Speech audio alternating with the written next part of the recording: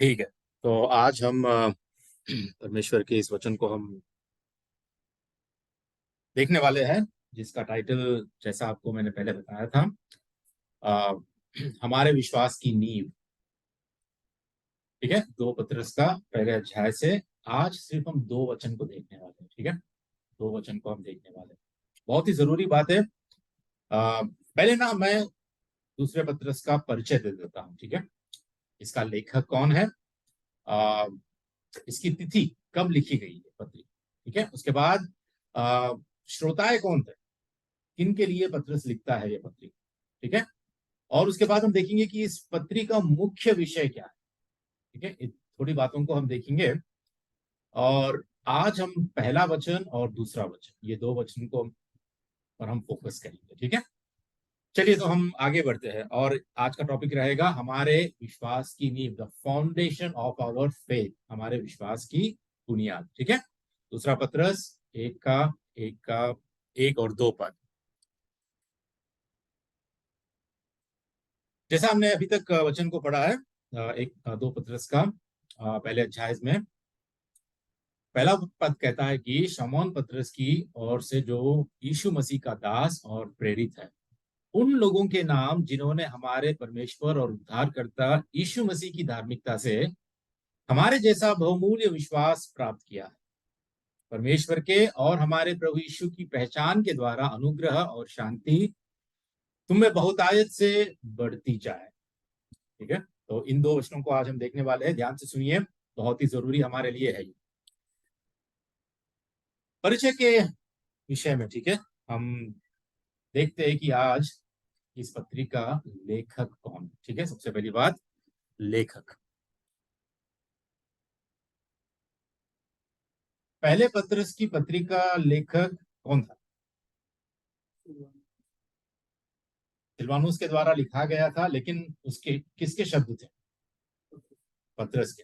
पता है ना हमें, हाँ, पत्रस ने शब्द कहे लेकिन सिलवानुस ने लिखा था। तो जब दूसरी पत्री के बारे में हम देखते हैं, क्या लगता है आपको दूसरी पत्री ने किसने लिखा? पतरस ने लिखा होगा ना। लेकिन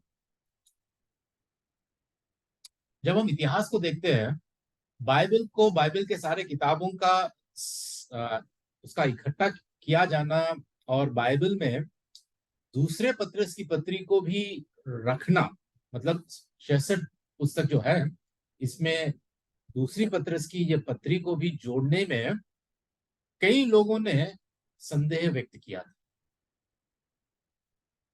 जो कलीसिया के पिताए थे, जो चर्च फादर्स थे, जो इतिहास में हम जब देखते हैं कि अ, बाइबल के सारे किताबों को इकट्ठा किया गया था, तो उस वक्त कई लोगों में ये शक था कि हो सकता है शायद कि पतरस ने ये पत्री नहीं लिखी होगी। क्योंकि पहले पत्रस की पत्री जब हम देखते हैं, पढ़ते हैं, उसमें लिखने की शैली जो जैसी थी, अब दूसरे पत्रस में भिन्नता हम देखते हैं कि जैसे जिस तरह पत्रस पहली पत्री को लिखा है, उन शब्दों का इस्तेमाल यहाँ पर वो उपयोग नहीं करता है। और अ, बहुत ही एक भिन्न रूप से इस पत्री को वो लिखता है। तो इसके कई कारण हो सकते हैं, अ, लेकिन वास्तव में बात यह है, जब हम इस पत्री को पढ़ते हैं ना, दूसरी पत्री को, तब हमें पता चलता है कि लेखक पत्रसी है। लेखक पत्रसी। अच्छा, एक प्रश्न अगर मैं पूछता हूं, प्रेरितों के काम किसने लिखा? Very good. किसने लिखा? लूका ने लिखा, है ना। तो जानना जरूरी है हमारे लिए कि लेखक कौन है। हाँ? अगर कोई आपको किताब दिया है, उसके ऊपर उसका ऑथर या उसका लेखक का नाम ही नहीं है, तो आप, ठीक है, उसमें जो है आप पढ़कर शायद आपको कुछ फायदा हो सकता है, लेकिन अगर आप उस लेखक के बारे में जानते नहीं हो, उस लेखक के बैकग्राउंड को नहीं जानते हो, वो लेखक का जीवन कैसा था और वो किस जीवन से निकलकर, किस अनुभव से निकलकर ये सारी बातें कह रहा है, अगर उसके बारे में अगर आप नहीं जानते हो, तो आपको पता भी नहीं चलेगा कि वो लेखक कौन है। सोचो कि उस लेखक के जीवन में कुछ घटनाएं घटी है और वो इस किताब में लिख रहा है, ये इस सबूत के साथ कि देखो ये किताब मैंने ही लिखी है। तो हमें पता चलता है कि इसका लेखक ये व्यक्ति है। ठीक है, तो उसी तरह इस पत्री में भी हम कुछ पाते हैं जहां पर हम देख पाते हैं कि सच में ये पत्री पतरस के द्वारा ही लिखी गई, पतरस के द्वारा ही लिखी गई। ठीक है, तो सबसे पहले मैं शुरू करना चाहता हूं पहले वचन में। शुरुआत में ही पहले वचन में ही हमको ये दिखता है कि शमौन पतरस की ओर से, तो यहाँ पे क्लियर हो जाता है ये इसका लेखक पतरस ही है। उसके बाद तीसरे अध्याय के पहले वचन में, पहले पद में ऐसा लिखता है कि हे प्रियो, अब मैं तुम्हें यह दूसरी पत्री लिखता हूं। तो उसका मतलब क्या है? पहली पत्री उसने लिखी थी और वही जो जिसने पहली पत्री लिखी थी अब वो दूसरी पत्री लिख रहा है। कोई दूसरा नहीं है, कोई डिफरेंट या कोई दूसरा व्यक्ति या दूसरा लेखक नहीं है, ये खुद पतरसी है जो लिख रहा है यहाँ पर। तो इससे भी ये साबित होता है कि ये पतरसी है, ये और कोई दूसरा लेखक नहीं है। लेकिन तीसरी बात, एक अचंभा करने वाली बात यह है, पतरस यहाँ पे और एक सबूत देता है कि ये पतरसी है, ये पत्री लिखने वाला। पता है कैसे? एक घटना का उल्लेख करता है। वो कहता है कि देखो भाई, एक वक्त था जब यीशु मसीह हमारे साथ थे, और एक दिन ना यीशु मसीह हमको ना, मुझे, यूहन्ना को और याकूब को, हम तीनों को ना एक पहाड़ पर ले जाता है। और जैसे हम वहां पहाड़ पे जाते हैं, एकदम से अचानक यीशु मसीह का रूप बदल जाता है। उनका मुख सूर्य के समान चमकता है, उनके वस्त्र इतने ज्योति से प्रकाशित हो जाते हैं, हम देख भी नहीं पाते। और वहां पर यीशु मसीह का रूपांतरण हो जाता है, प्रभु जी का वहां पर रूपांतरण हो जाता है। और उस वक्त बादल से, आकाश से एक शब्द हमें सुनाई देता है, परमेश्वर की एक वाणी हमें सुनाई देती है वहां पर, और वो थी, ये मेरा प्रिय पुत्र है, इससे मैं प्रसन्न हूं, इसकी सुनो। ये शब्द पतरस, याकूब और यूहन्ना तीनों ने सुनी वहां पर। और ये घटना को ना, इसी घटना को अब पतरस अपनी इस पत्री में भी लिखता है, जिससे ये साबित हो जाता है कि ये बिल्कुल पतरस ने ही लिखी थी। तो क्या है वहां पर? हम देख पाते हैं कि 1 का 16 और 16 से 18 तक क्या लिखा है, हमने आप ही उसके प्रताप को देखा था कि उसने परमेश्वर पिता से आदर और महिमा पाई, जब उस प्रतापमय महिमा में से यह वाणी आई, यह मेरा प्रिय पुत्र है जिससे मैं प्रसन्न हूं। और जब हम उसके साथ पवित्र पहाड़ पर थे तो स्वर्ग से यही वाणी आते सुनी। बिल्कुल क्लियर है, इसमें कोई शक करने की बात नहीं है कि इसका लेखक पतरस ही है। ठीक है, बात समझ में आ गई? ठीक है, हम आगे बढ़ते हैं। अब हम देखते हैं कि तिथि और श्रोता कब लिखा गया है और इसके श्रोता कौन है। ठीक है, तो तिथि में जब हम देखते हैं तो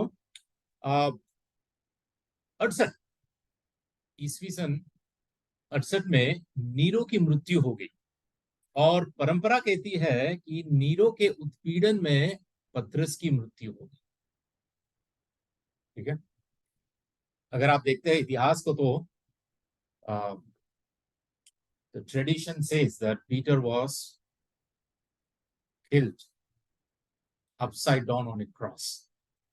मतलब पतरस नीरो के वक्त, ठीक है, नीरो चक्रवर्ती जो था उसके साम्राज्य में पतरस को उल्टा लटकाया गया था क्रूस पर, क्योंकि पतरस ने खुद कहा कि मेरे प्रभु के समान मैं उस क्रूस पर ऐसे सीधा नहीं लटकूंगा, मुझे उल्टा लटका दो और मुझे जो करना है करो।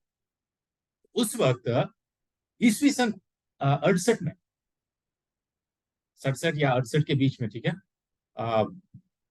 ऐसा होता है कि पतरस की मृत्यु हो जाती है। और हम अगर देखते हैं कि यह पत्र पतरस की मृत्यु के ठीक पहले लिखा गया। ठीक है, तो इतिहास भी जानना हमारे लिए जरूरी है, क्योंकि कल के दिन अगर कोई भी आपको कुछ भी प्रश्न पूछे, आपके विश्वास के ही कारण या आपके विश्वास के लिए या आप जो किताब पढ़ रहे हो, आपके हाथ में जो बाइबल है, क्या सबूत है इसका? इसको कब लिखा गया, क्या आपको पता है? अगर किसी किसी ने आपसे पूछा या किसी ने आपसे वाद विवाद किया, तो आपको पता होना चाहिए कि ये कोई बनी बनी कहानी नहीं है, इसके सारे सबूत है, और ये इतिहास में हम इसको आज भी साबित कर सकते हैं। ठीक है। और उसके बाद अ, श्रोता है, कौन है, किसके लिए ये पत्री लिखी गई है? 3 का 1 में जो अभी हम पढ़े थे, क्या क्या कहता है कि हे प्रियो, अब मैं तुम्हें यह दूसरी पत्री लिखता हूं। मतलब पहले पत्री वाले श्रोता और दूसरी पत्री वाले श्रोता एक ही है, इनको ही लिख रहा है। पहले पत्री जिसको लिखी थी, दूसरी पत्री भी पत्रस अभी उन्हीं को लिख रहा है ना। लेकिन याद रखे, ये सारी बातें पवित्र आत्मा की प्रेरणा से ही पत्रस ने लिखी, खुद अपने मनुष्य के बुद्धि और ज्ञान से नहीं। परमेश्वर ने उनकी रीजनिंग या उनके जजमेंट को परमेश्वर ने उपयोग किया है। ठीक है, उनकी सोचने की क्षमता को परमेश्वर ने उपयोग किया है, परंतु पवित्र आत्मा के द्वारा ही सारा शास्त्र रचा गया। ठीक है जी। जिन लोगों के लिए ये दूसरी पत्री लिखता है, हम देखते हैं कि पहले पत्रस में कौन थे ये लोग? हे प्रियो जिसको कहता है, ये कौन थे ये लोग, पता है आपको? जो लोग उन प्रदेशों के नाम जो तितर बितर होकर रहते हैं, मेनली जेंटाइल क्रिश्चियंस, मतलब गैर यहूदी मसीहों के, गैर यहूदी मसीहों। ठीक है, मेनली जेंटाइल क्रिश्चियंस जो तितर बितर हो गए थे, जो आ, सतावट के कारण, ठीक है, उत्पीड़ना के कारण, पीड़ा के कारण जो तितर बितर हो गए थे, उन गैर यहूदी मसीहों के लिए लिखा गया। ठीक है, हम लोग आगे बढ़ते हैं, देखते हैं कि इस पत्री का प्राथमिक विषय क्या है, क्यों लिखा गया, प्राइमरी कंसर्न क्या था, वहां पर पत्रस क्या कहना चाहता था। ठीक है, थोड़े 4 बातें मैं आपको बताकर आगे बढ़ना चाहता हूं, क्योंकि ये बहुत जरूरी है। पत्रस की पहली पत्री और दूसरी पत्री के अंतर, बीच में, ठीक है, क्या अंतर है, क्या डिफरेंसेस है, ये हमें जानना बहुत जरूरी है। ठीक है, पहला पत्रस, ठीक है, पहला पत्रस को पीड़ित मसीहों की मदद के लिए लिखा गया है ना, क्योंकि इतर बितर हो चुके थे और इतनी बड़ी पीड़ा में और इतने क्लेश में ये लोग थे, तो इनको, इनकी मदद के लिए पहला पत्रस लिखा गया। और हम कितना, मतलब हमने गहराई से देखा हर बात को कि किस रीति से पत्रस अपनी पत्री के द्वारा उनको उत्साहित करता है, किस रीति से वो आश्वासन देता है कि आशा में, अपने विश्वास में बने रहो, दृढ़ रहो, संकट में, क्लेश में हिवाव के साथ परमेश्वर के आगे आओ। कई सारी बातों को कहकर वहां पर पहले पत्रस में उन पीड़ित मसीहों की मदद के लिए यह लिखा गया। ठीक है, और फिर दूसरा पत्रस खासकर झूठे शिक्षकों को बेनकाब करने के लिए लिखा गया। तो उसको पता चला मरने वाला है भी वो, कुछ दिनों में वो मरने वाला है, तो पत्रस पवित्र आत्मा की प्रेरणा के साथ, ठीक है, जिन जिन कलीसियाओं में, क्योंकि उस वक्त भी ऐसे कई सारे झूठे शिक्षक थे, झूठे प्रचारक थे जो प्रबल हो रहे थे हर कलीसिया में, तो पत्रस को ये जरूरी था, पवित्र आत्मा ने पत्रस के द्वारा ये जरूरी समझा कि इन बातों को बताए, उन झूठे शिक्षकों को बेनकाब करे, उनका खुलासा करे, उनकी पोल खोल दे और उनको पहचानने, उनको उन झूठी शिक्षाओं को पहचानने परखने के लिए परमेश्वर ने चाहा, और इसीलिए दूसरी पत्रस को लिखना।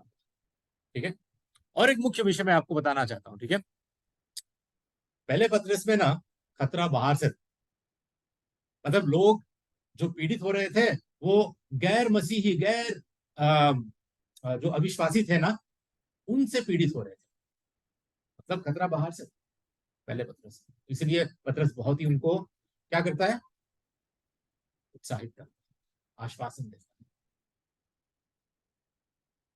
लेकिन दूसरे पत्रस में पता है खतरा कहां से, अंदर से खतरा, देखिए मतलब कलीसिया के अंदर ही ऐसे झूठे शिक्षक आगे, कलीसिया के अंदर ही ऐसे ऐसे प्रचारक आगे जो झूठ और आ, अपने खुद के लिए, अपने खुद के मान सम्मान के लिए, अपने खुद की प्रशंसा के लिए झूठे शिक्षक खड़े हो गए, बहुत ही गलत शिक्षा देने लगे।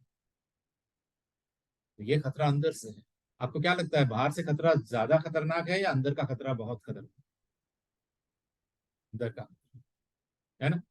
अंदर से अगर फूट शुरू हो जाती है, अंदर से ही अगर कोई हमारे ही बीच में, कलीसिया के बीच में ही, या अंदर से ही कोई ऐसा व्यक्ति खड़ा हो जाता है, ऐसा विश्वासी खड़ा हो जाता है जो झूठ का सहारा लेकर लोगों को प्रचार करने लगता है या भरमाने लगता है या धोखा देने वाला होता है, या पीठ पीछे ही अगर ये व्यक्ति कलीसिया के विरोध में अगर काम करता है, तो अंदर वाला जो खतरा होता है ना, वो बहुत ही बुरा, बहुत ही बुरा, बहुत ही खतरनाक होता है। ठीक है। तीसरी बात यह है कि पहला पत्र, ठीक है, कहता है कि आशा, आशा के बारे में। हम परीक्षाओं का सामना करने में सक्षम बनने में हम क्या करें, पहला पत्र से हमें सिखाता है। ठीक है, परीक्षाओं में हमें सक्षम बनते हैं। और दूसरे पत्रस में पूर्ण ज्ञान या परमेश्वर की पहचान, ठीक है, इस पर ज्यादा फोकस किया गया। क्यों? क्योंकि हमें त्रुटि को पहचानने में ये हमें सक्षम बनाता है। एरर को या झूठी शिक्षा को, गलत को, त्रुटि को पहचानने में हमें परमेश्वर का ज्ञान, परमेश्वर की पहचान, परमेश्वर की समझ, वैसे ये पहचान, समझ और जानना, ये शब्द 16 बार इस्तेमाल किया गया। कि जो परमेश्वर को पहचानता है, जो परमेश्वर की समझ रखता है, या जो परमेश्वर को जानता है, वो त्रुटि या सिद्धांतिक गलतियों से, झूठी शिक्षकों से, झूठे प्रचारकों से, झूठे शिक्षा से वो बचा रहे, वो बचा रहे। तो यहां पर बहुत ज्यादा महत्व इस पे दिया गया है कि आपको परमेश्वर को पहचानना है, परमेश्वर के संपूर्ण ज्ञान में आपको बढ़ना है, उसको जानना है। और वो कैसे, उसका जानने का मतलब क्या होता है, हम आगे चल के हम देखेंगे। ठीक है। और फिर जो पत्रस की ये दूसरी पत्री है, इसमें कुल मिला के 3 अध्याय। ठीक है, आपको बता देता हूं कि एक अध्याय, दूसरे अध्याय, तीसरे अध्याय में क्या है, ताकि आपको ना एक बड़ा पिक्चर, मोटी मोटी बात, ठीक है, मोटी मोटी बात आपको समझ में आ जाएगी कि क्या पहले अध्याय में क्या है, दूसरे अध्याय में क्या है, तीसरे अध्याय में क्या है। उससे क्या होता है कि आपको पता चल जाता है कि इसको कैसे समझे। ठीक है। पहले अध्याय में होता है विकास। ठीक है, मसीह जैसे चरित्र में विकास। ठीक है, साधारण बातों से मैं आपको समझा देता हूं ताकि आपको याद रहे। ठीक है, आत्मिक उन्नति में विकास कैसे होता है, कैसे दिखता है। ठीक है, कोई अगर विश्वासी आत्मिक उन्नति कर रहा है तो उसका जीवन कैसे दिखता है, how is it manifested, the character of Christ. ठीक है, मसीह जैसे चरित्र हमारे जीवन में कैसे विकसित होता है। ठीक है, ये शब्द को याद रखिए, विकास। ठीक है, दूसरे अध्याय में विनाश। ठीक है, दूसरे अध्याय में विनाश, ये झूठे शिक्षकों का विनाशकारी सिद्धांत कैसे, जो भोले भाले व्यक्ति होते हैं, भोले भाले विश्वासी होते हैं, उनको ये झूठे शिक्षकों का विनाशकारी सिद्धांत कैसे उनको लुभाता है, भरमाता है। और साथ ही साथ ये झूठे शिक्षकों का विनाश कैसे होने वाला है, इन पर परमेश्वर का क्रोध और न्याय कैसे होगा, ये सारी बातें दूसरे अध्याय में पत्रस। ठीक है, और तीसरे अध्याय में विश्वास। क्योंकि तीसरे अध्याय में आते ही हम देखते हैं कि कुछ लोगों की शिक्षा ऐसी है, कुछ लोग ऐसे कहते हैं कि मसीह कब आएगा। हाँ, मसीह ने वादा तो किया, लेकिन कब आएगा वो? आप तो कहते हैं कि आएगा आएगा आएगा, लेकिन कब आएगा? तो ये इन लोगों को ना ऐसे झूठे प्रचारकों, शिक्षकों और विश्वासियों को संबोधित करते हुए पतरस कहता है कि विश्वास में दृढ़ रहो, मसीह की वापसी में। ठीक है, प्रभु के लिए 1000 दिन एक दिन के समान है, 1000 साल एक दिन के समान है। इन सारी बातों को लेकर पतरस हमें विश्वास में दृढ़ रहने की, विश्वासियों को उत्साहित करता है कि मसीह की वापसी में कुछ लोग देर हो रही है समझते हैं, लेकिन परमेश्वर के वादों के हिसाब से देर नहीं, वो अपने समय में उन वादों को वो पूरा करते हैं। उसकी प्रतिज्ञा कभी टलती नहीं। तो 3 बातें, कौन सी बातें? सबसे पहली बात विकास, पहले अध्याय में, दूसरे अध्याय में विनाश, और तीसरे अध्याय में विश्वास। ठीक है, तो ये मोटी मोटी बात है, ये एक बिग पिक्चर है। ठीक है, जो जहां आप देख पाते हैं। ठीक है, तो हम आगे बढ़ते हैं। पहला वचन कहता है कि शमौन पतरस की ओर से जो यीशु मसीह का दास और प्रेरित है।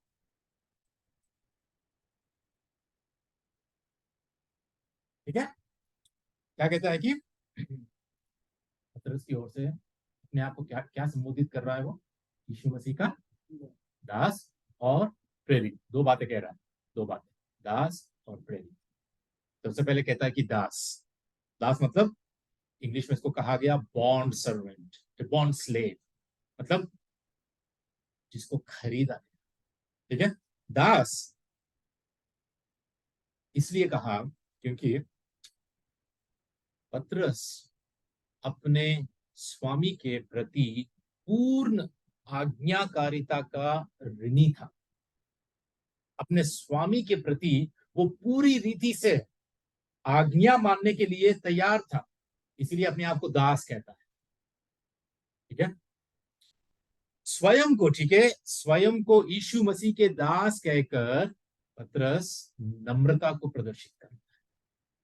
ठीक है, नम्रता को प्रदर्शित। आपको पता है कि दास उस वक्त, ठीक है, जैसे हम बाजार में जाकर हम धनिया खरीदते हैं, टमाटर खरीदते हैं, वैसे ना बाजार में जाकर आप दासों को खरीद सकते हैं। उस वक्त पैसे से उनको मोल सकते थे।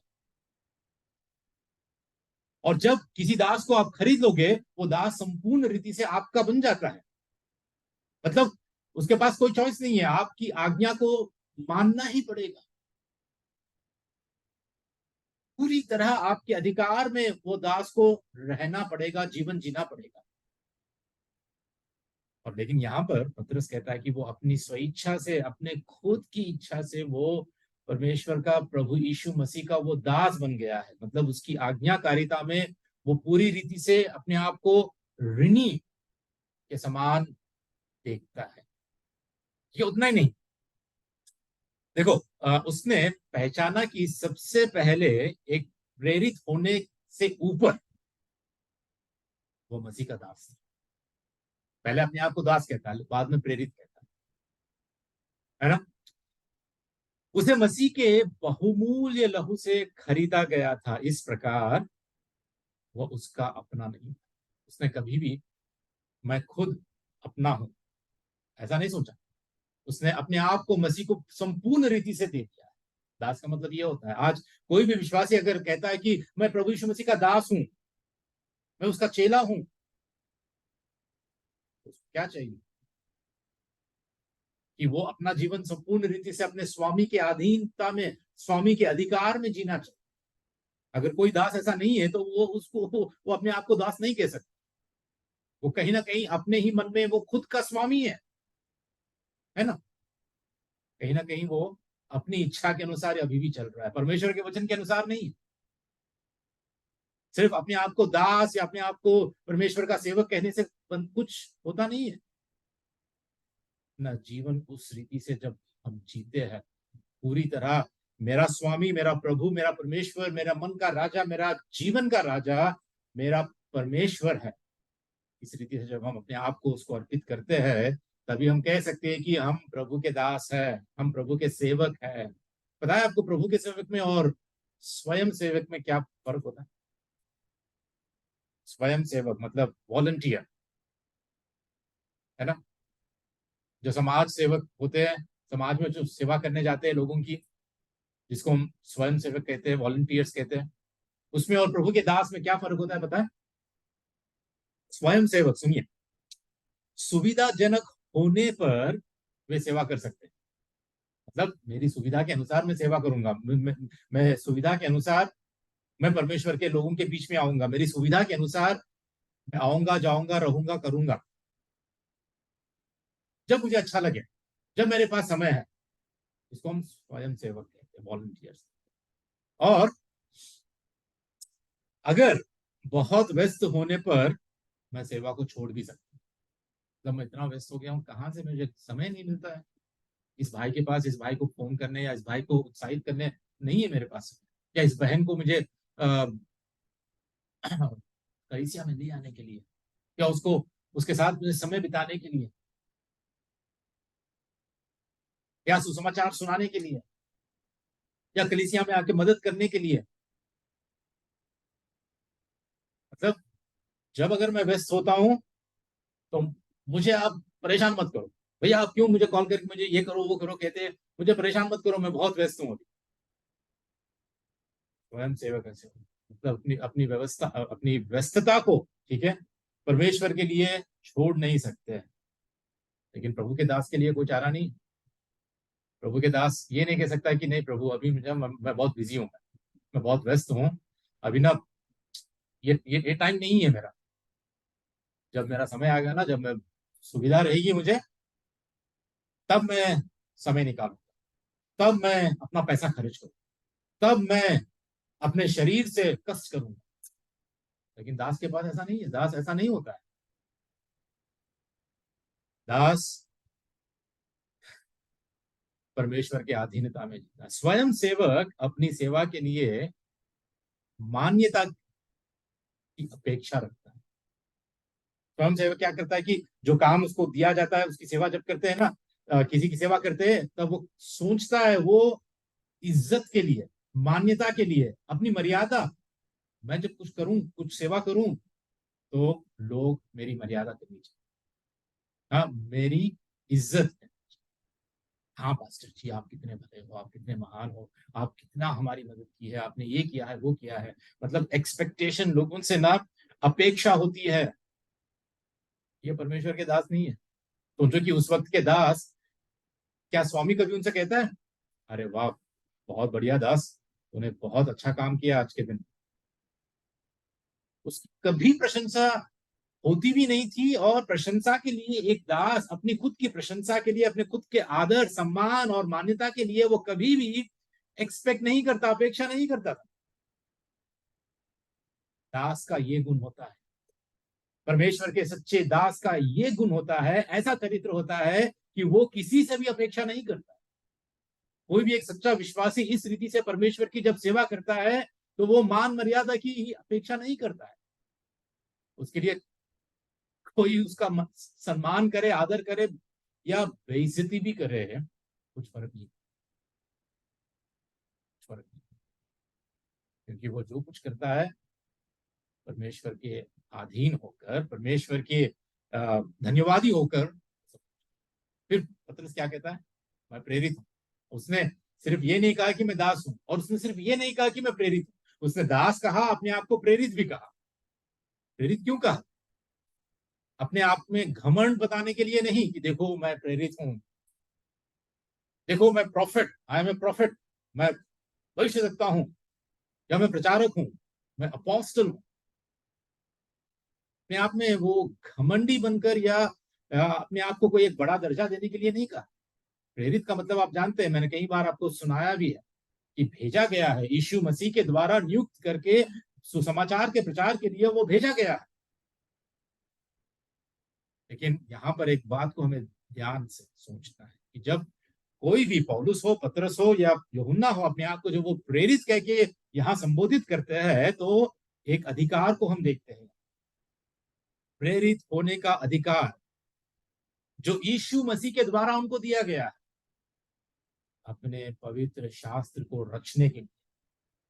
पवित्र शास्त्र जो प्रभु यीशु अपने प्रेरितों के द्वारा लिखाया था, यह अधिकार दिखाता है ये अधिकार दिया गया है। ठीक है, यहाँ पर पतरस अपनी राय या अपना सुझाव नहीं दे रहा है यहाँ। ठीक है, यह हमें प्रभु का आधिकारिक प्रेरित वचन दे रहा है। ये बात को हमें समझना जरूरी है। प्रभु का आधिकारिक प्रेरित वचन यहाँ पे दे रहा है। जो गवाही यहाँ पर पतरस दे रहा है वो खुद की नहीं, लेकिन परमेश्वर द्वारा आधिकारिक प्रेरित गवाही, आधिकारिक प्रेरित रचना है। ठीक है, तो बोलने का मतलब यह है। ठीक है, चार बातें आपके आगे रखना चाहता हूं इन दो वचनों के आधार पर। सबसे पहली बात यह है कि हमारे विश्वास की नींव यीशु मसीह के प्रेरितों द्वारा दी गई गवाही है। समझ में आई बात? हमारे विश्वास की नींव, आज हम जिन बातों पर विश्वास कर रहे हैं, जो पवित्र शास्त्र में हमें दिए गए हैं, जो बातें लिखी गई है, जो बातें रची गई है पवित्र आत्मा की प्रेरणा से, वो सारी बातें हम आज उन पर विश्वास कर रहे हैं। ठीक है, तो ये विश्वास की नींव क्या है? यीशु मसीह के प्रेरितों के द्वारा दी गई गवाही है। दूसरी बात क्या कहता है पतरस यहाँ पर? उन लोगों के नाम जिन्होंने हमारे परमेश्वर और उद्धारकर्ता यीशु मसीह की धार्मिकता से हमारे जैसा बहुमूल्य विश्वास प्राप्त किया है। तो ये जो बात है यहाँ पर है, जिन्होंने हमारे परमेश्वर और उद्धारकर्ता यीशु मसीह, इस बात को हम बाद में देखेंगे, और फिर यीशु मसीह की धार्मिकता से, इस बात को भी हम बाद में देखेंगे। लेकिन हम पहले ये देखेंगे हमारे जैसा बहुमूल्य विश्वास प्राप्त किया है। मतलब पतरस कहता है कि हम जो प्रेरित हैं, प्रेरितों के जैसे उस विश्वास को, जो विश्वास हमने प्राप्त किया है, हम हमारे जैसे विश्वास, जैसा हमारा विश्वास है बिल्कुल आपका भी विश्वास है। मतलब समानता को यहाँ पे ला रहा है, कुछ भेदभाव नहीं है। चाहे तुम यहूदी हो या गैर यहूदी हो, चाहे तुम यूनानी हो, चाहे तुम स्त्री हो या पुरुष हो, जो विश्वास हमने प्राप्त किया है ऐसा ही विश्वास आपने भी प्राप्त किया है, हमारे जैसा विश्वास, सेम फेथ, सेम फेथ। ठीक है, और ये जो विश्वास की बात यहाँ पे हो रही है, इस विश्वास की बात हो रही है, ये सुसमाचार में व्यक्तिगत विश्वास जो उद्धार के लिए आवश्यक है, इस विश्वास की बात हो रही है। जो व्यक्तिगत विश्वास होता है हमारा उद्धार के लिए जो आवश्यक है, उस विश्वास की बात हो रही है। पतरस ये कहता है कि जो विश्वास हमने प्राप्त किया है, बिल्कुल वही विश्वास तुमने भी प्राप्त किया है। ठीक है, तो विचार यह है कि यद्यपि यद्यपि पतरस एक प्रेरित है, उसके पाठकों का विश्वास उसके विश्वास के समान ही था। सोचिए एक बार कि ये जो पाठक थे, मतलब ये जो श्रोताएं थे जिनके लिए पत्री लिखी, क्या उन्होंने प्रभु यीशु मसीह को देखा? हो सकता है कि थोड़े लोग उसमें देखे हों, लेकिन उसमें ऐसे भी लोग हैं जिन्होंने कभी यीशु मसीह को देखा ही नहीं, कभी यीशु मसीह के बारे में फेस टू फेस उनको परिचय कभी नहीं हुआ। और ऐसे भी लोग हैं, कभी हो सकता है कि पतरस को भी नहीं देखा हो, है ना? लेकिन पतरस कहता है अपने पहली पत्री में, पता है क्या कहता है वो? पहली पत्री का एक अध्याय उसका 8 और 9 पद में क्या कहता है?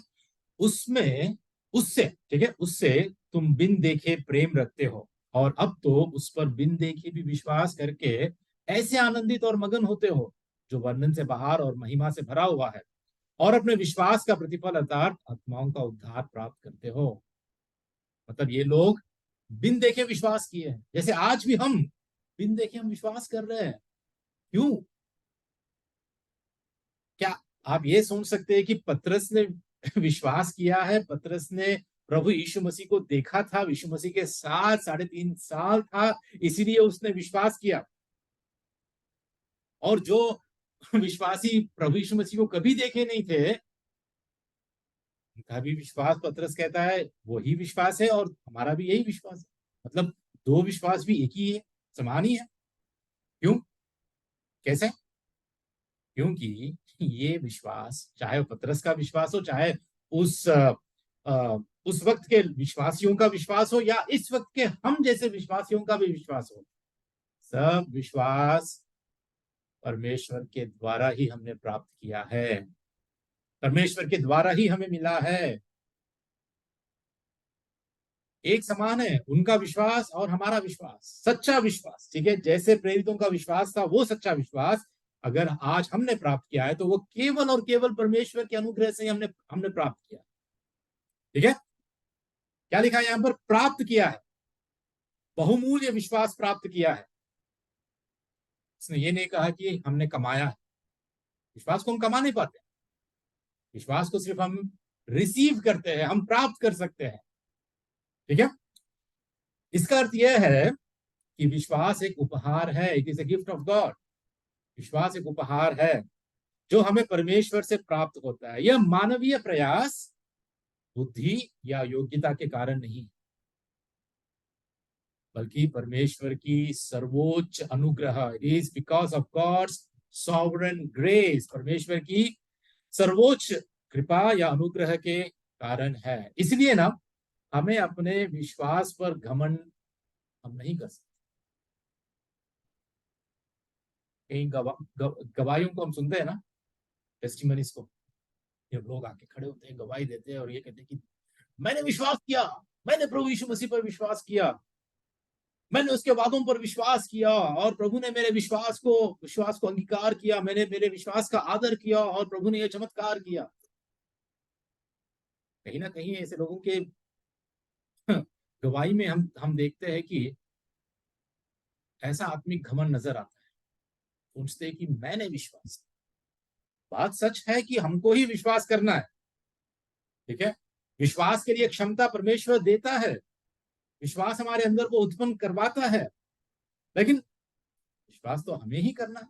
हमारे बदले कोई स्वर्गदूत तो नहीं करेगा, हमारे बदले कोई दूसरा व्यक्ति तो नहीं करेगा, विश्वास तो हमें ही करना है। लेकिन विश्वास को उत्पन्न करने वाला, विश्वास को हमारे अंदर डालने वाला, उस विश्वास को प्राप्त करने वाले हम हैं, लेकिन परमेश्वर अपना कार्य करता है। ये बात हमें समझना है। इसीलिए हमें अपने खुद के विश्वास पर हमें घमंड नहीं करना चाहिए, घमंड नहीं। ये बात हमारे लिए बहुत जरूरी है। फिर क्या कहता है? हमारे परमेश्वर और उद्धारकर्ता यीशु मसीह की धार्मिकता से। इस विश्वास को हमने कैसे पाया? यीशु मसीह की धार्मिकता से हमने पाया। थोड़ा सा यहाँ पे आपको कंफ्यूजन हो सकता है, भैया विश्वास तो वचन को सुनने से और मसीह के वचन को सुनने से होता है, रोमियों का 10:17। लेकिन यहाँ पे कहता है कि यीशु मसीह की धार्मिकता से हमने विश्वास प्राप्त किया। यहाँ पे हमें समझना है कि किस बारे में यहाँ पर कह रहा है पतरस, ठीक है। इसका मतलब यह हो सकता है कि हमारा विश्वास यीशु मसीह की धार्मिकता में, ठीक है, धार्मिकता से अगर हम देखते हैं, उसके बावजूद हम अगर ऐसा सोचने लगते हैं कि यीशु मसीह की धार्मिकता में हमारा विश्वास है, तो हमारी धार्मिकता से नहीं, हमारी धार्मिकता से नहीं, यीशु मसीह की धार्मिकता से ही हमने उद्धार पाया, यीशु मसीह की धार्मिकता से ही हमने विश्वास को पाया है, ठीक है। तो ये बात हमें समझनी चाहिए। यहाँ पर उद्धार के विषय में जो जो आ, विश्वास आवश्यक है, उस विश्वास की बात हो रही है। और उद्धार कैसे मिला? यीशु मसीह की धार्मिकता से, अपनी खुद की धार्मिकता से नहीं, ठीक है। जब हम मसीह पर भरोसा करते हैं तो उसकी संपूर्ण धार्मिकता हमारे खाते में जमा हो जाती है ना। परमेश्वर क्या किया? हमारे पापों को, हमारे सारे पापों का बोझ प्रभु यीशु मसीह पर डाल दिया और उसकी धार्मिकता को उसने हमें दी, ठीक है। इसलिए ना हम परमेश्वर के सामने यीशु की तरह धर्मी बनकर खड़े हैं आज के दिन, क्योंकि हमारा विश्वास मसीह है। जब परमेश्वर आपको देखता है ना, आपको आपकी तरह नहीं देख सकता। अगर परमेश्वर मुझे विनय की तरह मुझे देखेगा या धर्मेंद्र को धर्मेंद्र की तरह देखेगा ना, तो हम परमेश्वर के आगे कभी खड़े नहीं हो सकते। हम आज मसीह को धारण कर लिए, मसीह के धार्मिकता से हम, हमारे खाते में जमा हो गया है, इसलिए it is imputed to us, हमको दिया गया है, इसीलिए आज हम परमेश्वर के आगे हम खड़े हो पाए। वरना ऐसे पवित्र परमेश्वर, ऐसे न्यायी और ऐसे धर्मी परमेश्वर के आगे हम कभी खड़े नहीं हो सकते। ये बात को हमें ध्यान में रखना चाहिए। इसलिए ना इस वचन में आ, उस वचन को बताने से पहले मैं ये कहना चाहता हूँ कि हमारे विश्वास की शुरुआत तब होती है जब हम प्रेरितों के समान मसीह में विश्वास प्राप्त करते हैं। प्रेरितों के समान उनका जो विश्वास था, वैसा ही विश्वास जब हमारे अंदर भी होता है, बिल्कुल उसी तरह जो सच्चा विश्वास, तो क्या होता है, उनकी हमारे विश्वास की शुरुआत तब होती है जब हम प्रेरितों के समान मसीह में विश्वास को हम प्राप्त करते हैं। ठीक है। और फिर यहाँ पर जो हम वचन को देखते हैं, धार्मिकता से किस रीति से हम विश्वासी बनते हैं। रोमियो के 1 में 16 और 17 पद में हम देख पाते हैं कि पौलुस भी यही कहता है। क्या कहता है? क्योंकि मैं सुसमाचार से नहीं लजाता, इसलिए कि वह हर एक विश्वास करने वाले के लिए, पहले तो यहूदी फिर यूनानी के लिए उद्धार के निमित्त परमेश्वर की सामर्थ है। क्योंकि उसमें सुसमाचार में परमेश्वर की धार्मिकता विश्वास से, ठीक है, परमेश्वर की धार्मिकता विश्वास से और विश्वास के लिए प्रकट होती है। ये वचन जो पतरस लिखता है उससे, उसकी समानता में उससे जुड़ता है, और हम समझ पाते हैं कि विश्वास से और विश्वास के लिए परमेश्वर की धार्मिकता प्रकट होती है। जैसा लिखा है, विश्वास से धर्मी जन जीवित रहेगा। धर्मी जन कैसे जीवित रहेगा? विश्वास से। भले ही उसने कभी परमेश्वर को देखा नहीं, परमेश्वर की आवाज किसी ने सुनी इन कानून से? कभी विष्णु तुमसे परमेश्वर कहा कि मेरे बेटा विष्णु उठो जागो? शमूएल जैसा आवाज क्या कभी हमने सुना है? कभी नहीं। कभी हमने देखा है परमेश्वर को? नहीं। लेकिन जो विश्वास हमारे अंदर है आज, जो विश्वास को हमने प्राप्त किया है ना, जो बहुमूल्य विश्वास, पतरस कहता है ये उनके समान है जिसने यीशु मसीह को देखा, जिन लोगों ने गवाही दी है। ठीक है। और उस धार्मिकता पर विश्वास किया है। मसीह पर आज विश्वास करने से वही विश्वास आज हमारे अंदर भी है, क्योंकि ये विश्वास का स्रोता, इस विश्वास को देने वाला कौन है? खुद परमेश्वर। ठीक है। आगे बढ़ेंगे। कहता है कि हमारे परमेश्वर और उद्धारकर्ता यीशु मसीह, यहाँ पर हम साफ साफ देखते हैं कि यीशु मसीह को क्या कहा गया? परमेश्वर कहा गया और उद्धारकर्ता। ठीक है। ये एक सेंटेंस है। ठीक है, ध्यान रखना यहाँ पे ग्रीक ग्रामर में ना, दिस इज वेरी क्लियर, ये एक ही सेंटेंस है, एक ही वाक्य है, ये यहाँ पर अलग नहीं है। एक ही व्यक्ति को संबोधित कर रहा है। यहाँ पर कह रहा है कि हमारे परमेश्वर और उद्धारकर्ता, गॉड एंड सेवियर। यहां से हम क्या सीखते हैं कि यीशु मसीह परमेश्वर भी है, यीशु मसीह उद्धार करता है। ठीक है। प्रभु यीशु मसीह की जो ईश्वरत्व है, द डीटी ऑफ क्राइस्ट, वहां यहाँ पे इतना क्लियरली हमें समझाया गया है। ठीक है। और कई जगहों पर हम देखते हैं, यूहन्ना के पहले अध्याय का पहले वचन में हम देखते, वचन भी परमेश्वर है ना, वचन परमेश्वर था। हम कई बार हम देखते हैं यीशु मसीह की जो ईश्वरत्व या दैवित्व को कैसे वचन हमें सिखाते हैं। लेकिन आज थोड़े लोग हैं जो इस बात को अंगीकार नहीं करते। आज कई सारे ऐसे पंथ खड़े हुए हैं, ऐसे कल्ट्स खड़े हो गए हैं जहां पर प्रभु यीशु मसीह को परमेश्वर कहकर विश्वास नहीं किया जाता है। भले ही वो अपना उद्धार करता कहकर स्वीकार करते हैं, हाँ प्रभु यीशु मसीह को पिता ने भेजा, लेकिन वो एक उद्धार करता है, हमारे उद्धार के लिए वो आया था, लेकिन वो परमेश्वर नहीं है, परमेश्वर के समान नहीं है, परमेश्वर के तुल्य नहीं है।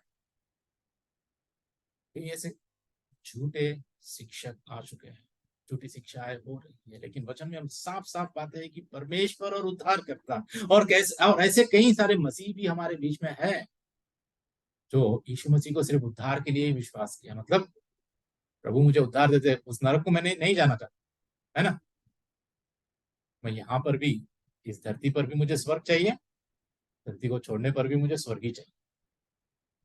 मुझे नरक में मत डाल, बस तू मेरा उद्धार करता है, मुझे उद्धार चाहिए, लेकिन तू मेरा परमेश्वर है ना, तू मेरे मन का राजा नहीं है, मैं तेरा दास नहीं हूं, तू मेरा स्वामी नहीं है, तू मेरा प्रभु नहीं है, सिर्फ तू मेरा उद्धार करता है। जैसे चंगाई के लिए ना, सिर्फ तू मेरा चंगाई देने वाला परमेश्वर। बैंक बैलेंस कम हो रहा है तो मुझे आर्थिक रूप से मुझे मदद करने वाला परमेश्वर।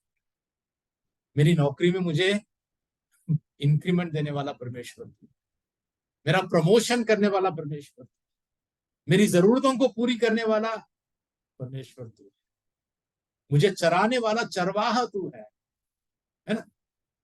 उद्धार देने के लिए उद्धार करता तू है, मुझे उस नरक की आग से छुटकारा दिलाकर अपने स्वर्ग में रखने वाला परमेश्वर तू है। सारी बातें सही है, लेकिन बात यह है कि क्या प्रभु यीशु हमारा प्रभु है? क्या वो हमारा परमेश्वर है?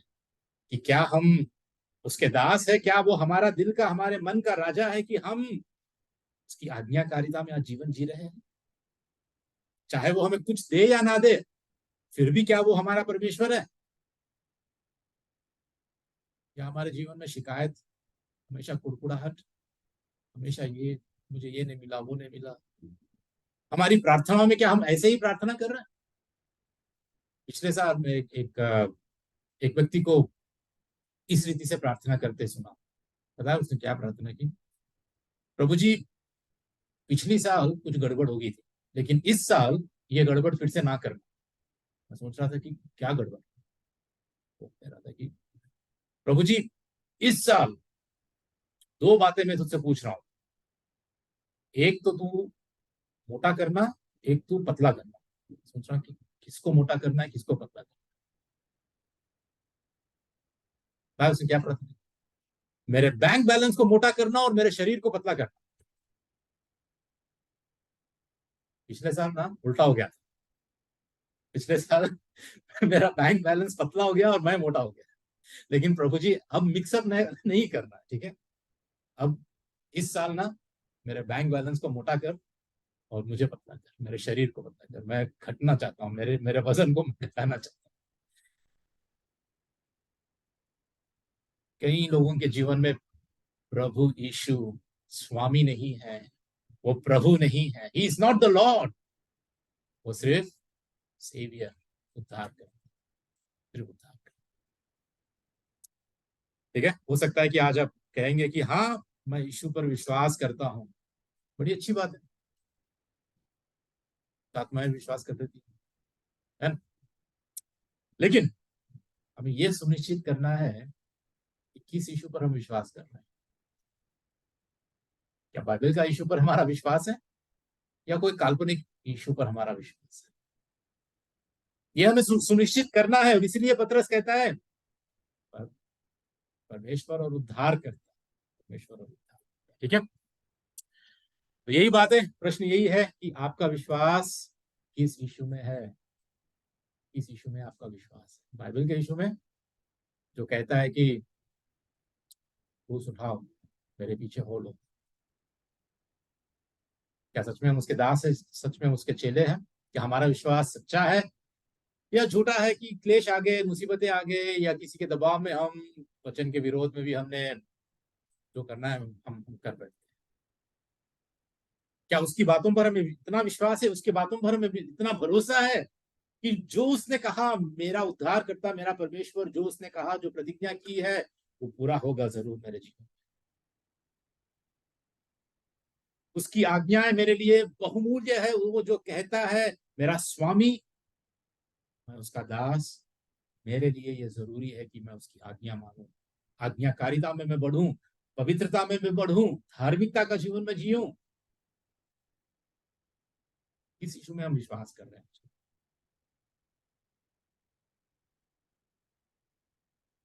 ठीक है, तीसरी बात यह है कि हमारे विश्वास का मुख्य आधार, the object of our faith, ठीक है, परमेश्वर और उद्धारकर्ता के रूप में यीशु मसीह है, जो विश्वास के द्वारा हमें अपनी धार्मिकता देता है।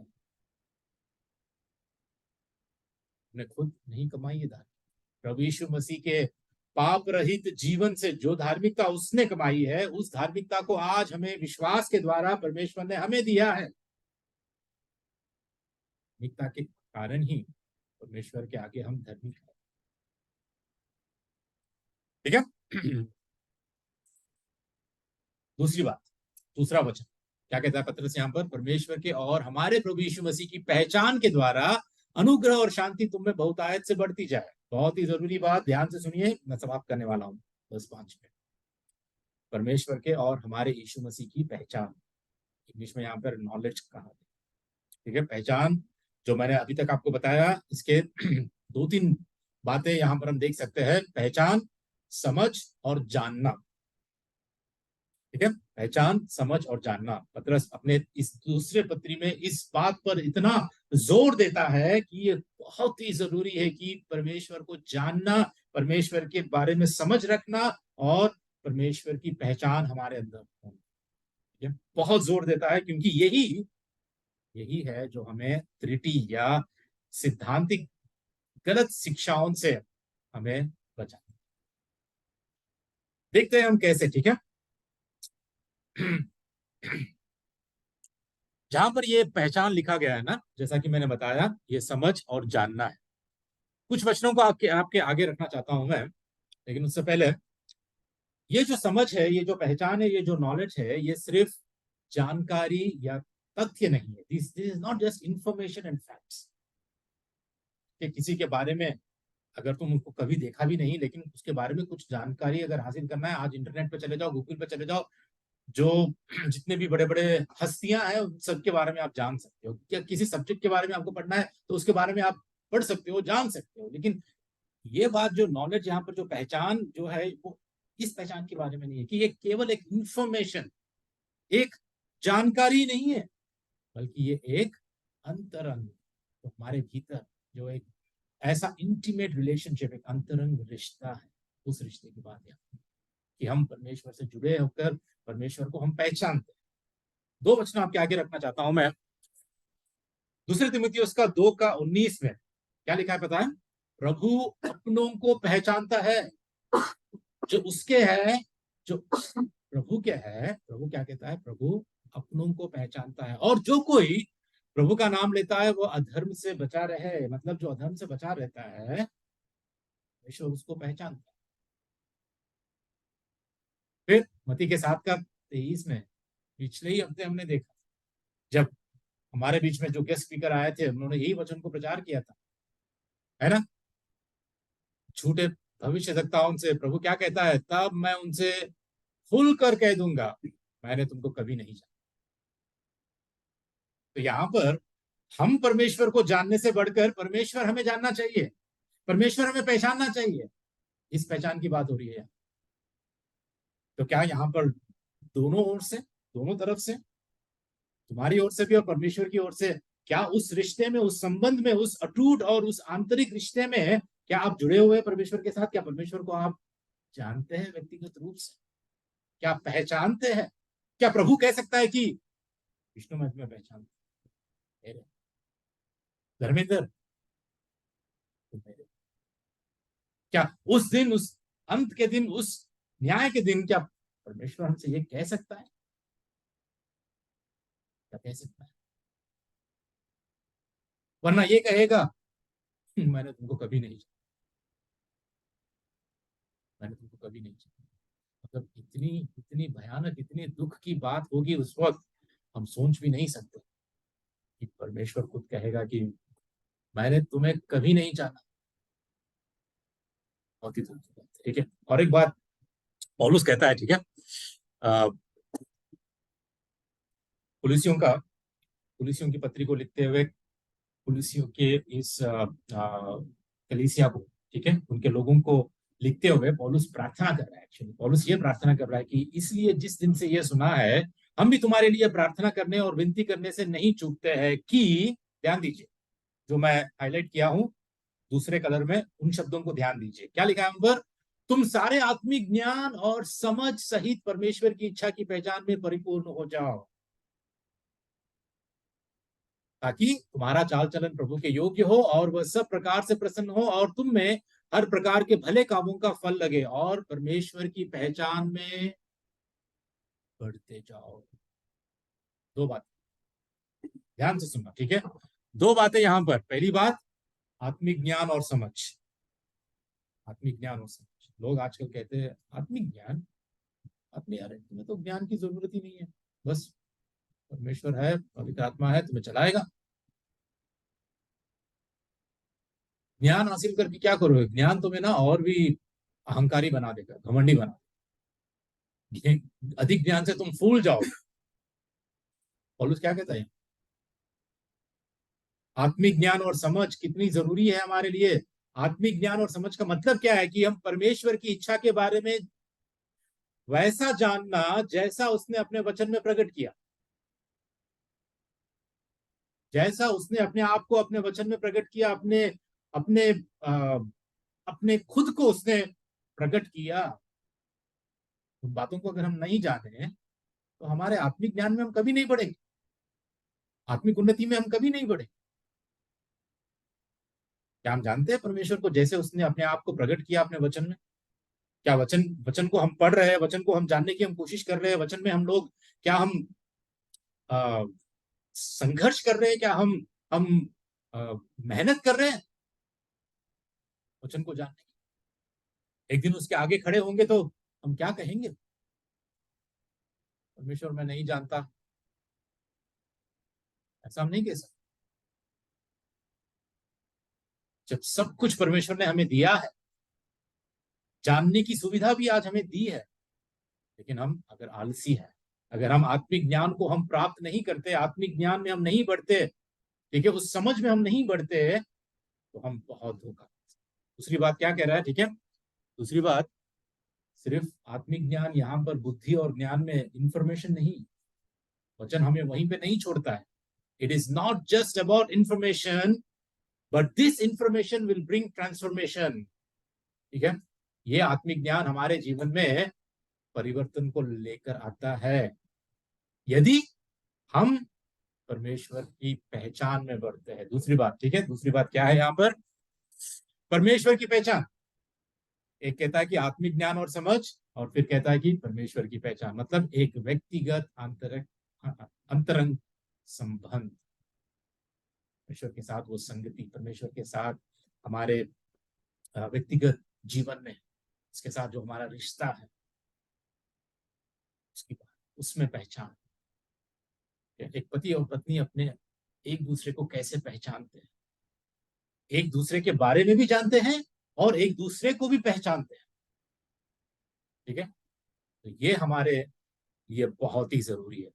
पता है क्यों कह रहा है यहाँ पर पौलुस और पतरस इन सारी बातों को? परमेश्वर का वचन क्यों हमें यहाँ पर पहचान के विषय में, नॉलेज के विषय में, परमेश्वर के साथ ये आंतरिक संबंध में हमें जुड़ कर रहने के विषय में क्यों कह रहा है? क्योंकि दूसरे अध्याय में पतरस झूठे शिक्षकों के बारे में, उससे बचने के लिए this is the tool, this is necessary, ये हमारे लिए बहुत आवश्यक है। और जो कोई भी आत्मिक ज्ञान और समझ और इस रीति से परमेश्वर की पहचान में जो जो नहीं रहता है ना, वो बड़ी आसानी से हर झूठे सिद्धांत, हर झूठे शिक्षक जो कुछ भी आएगा प्रचार करेगा, हर झूठे सुसमाचार पर विश्वास कर लेगा, क्योंकि इसमें आत्मिक समझ नहीं, इसमें आत्मिक ज्ञान नहीं है, वचन की शिक्षा नहीं पाया है, वचन को सुनना नहीं चाहता है, वचन को पढ़ना नहीं चाहता है, वचन में वो कष्ट करना नहीं चाहता है, मेहनत करना नहीं चाहता है, और परमेश्वर के उस रिश्ते में, अंतरंग रिश्ते में और प्रैक्टिकल लाइफ में, अपने संबंध में वो वैसा जीवन नहीं जी रहा है।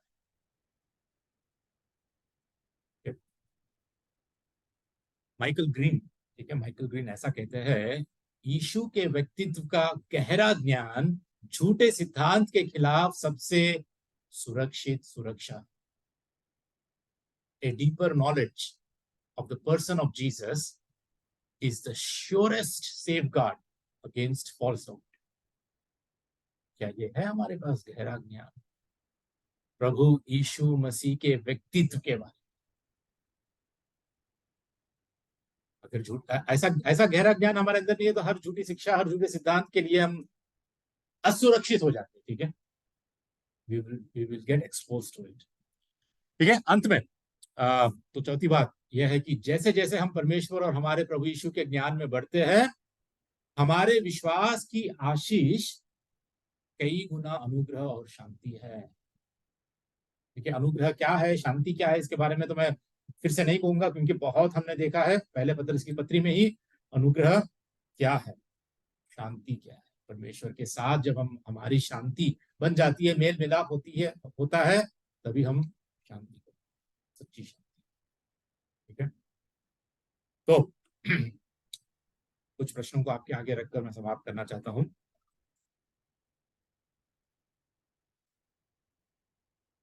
सोचने की बात, एज एन एप्लीकेशन, हमारे जीवन में लागू करने के लिए। ठीक है, प्रश्न ये है, क्या आपको यीशु में सच्चा विश्वास प्राप्त हुआ है, उसी प्रकार का विश्वास जो प्रेरितों में? क्या आपने परमेश्वर की दृष्टि में धर्मी होने के एकमात्र आधार के रूप में उस पर भरोसा किया है? क्या आप उसे अपने परमेश्वर और उद्धारकर्ता के रूप में जानते हैं, या केवल उद्धारकर्ता, केवल मुझे आशीष देने वाला ही परमेश्वर, मुझे सिर्फ चंगाई देने वाला परमेश्वर, सिर्फ अद्भुत कार्य करने वाला? क्या आप उसे अपना अपना जीवन का प्रभु और स्वामी के रूप में समर्पित किया है, या अभी भी हम कहीं ना कहीं खुद अपने स्वार्थ के लिए, अपने ही मर्जी, अपनी मनमानी, अपने ही लिए हम जीवन जी रहे हैं? ये मेरा वचन नहीं है, मेरी बातें नहीं है। प्रभु पूछता है, प्रभु हमें परखता है, प्रभु हमारे व्यक्तिगत जीवन से बातें करता है, हमारे हमारे हृदय से बातें। उसका वचन हमारे हृदय को छेदता है, ताकि हम देखें कि क्या मेरा जीवन ऐसा है, क्या मैंने संपूर्ण रीति से प्रभु को अपने आप को अर्पित किया है कि क्या आप बढ़ते स्तर पर उसके अनुग्रह और शांति का अनुभव कर रहे हैं? ठीक है, प्रार्थना करके हम समाप्त करें। चलिए। प्यारे परमेश्वर, हम तेरा धन्यवाद करते हैं पिता, आज हमारे आगे ये सारे बातों को तूने हमारे आगे रखा और तूने सिखाया। तू धर्मी है, तू विश्वास योग्य है, हम तुझ पर पूरी तरह हम भरोसा कर सकते। आज केवल तो हमारा उद्धार करता ही नहीं, परंतु तो हमारा परमेश्वर। आज हमारे इस विश्वास की नीति को हम जानते हैं कि प्रेरितों हमारा जो गवाही है, धन्यवाद करते हैं।